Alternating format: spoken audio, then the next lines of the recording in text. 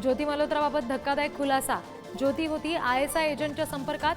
ज्योतीच्या क्लाउड स्टोरेजमध्ये मिळाली BSF movement radar सारखी माहिती। राहुल गांधींना निशान ए पाकिस्तान खिताब मिळणार। भाजपा IT सेलचे प्रमुख अमित मालवीय यांचा राहुल गांधींवर निशाणा।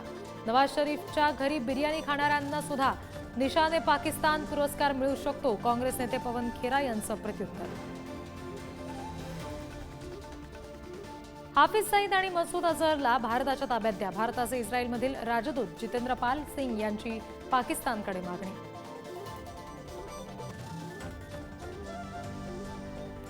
छगन भुजबळांनी घेतली कॅबिनेट मंत्रिपदाची शपथ। धनंजय मुंडेंचं खातं भुजबळांकडे जाण्याची शक्यता, तर शपथ घेतल्यानंतर भुजबळांकडून मंत्रालयातल्या दालनाची पाहणी।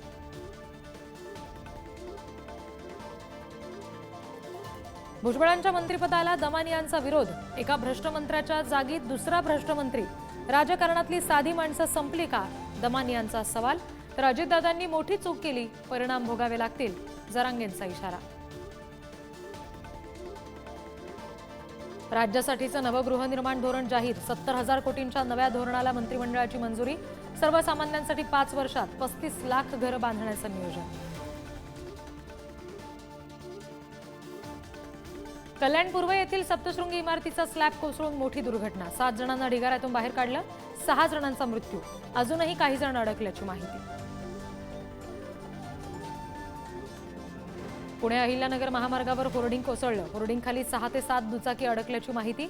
तर मुंबईत बोरिवली पश्चिम इथे एक्स मेट्रो स्टेशन खालील लिंक रोड अचानक नाल्यात कोसळला। मुंबईमध्ये कोरोनाचे 53 रुग्ण। आपत्कालीन परिस्थितीसाठी रुग्णालये सज्ज। सिंगापूर, हाँगकाँगसह इतर देशात कोरोना रुग्णांच्या संख्येत वाढ।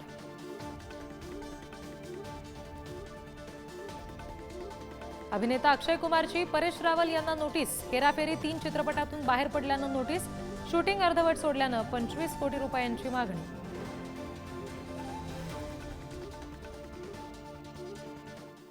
ज्येष्ठ खगोलशास्त्रज्ञ आणि लेखक डॉक्टर जयंत नारळीकर यांचं निधन। वयाच्या 86व्या वर्षी घेतला अखेरचा श्वास। पुण्यातल्या राहत्या घरी वृद्धापकाळानं निधन।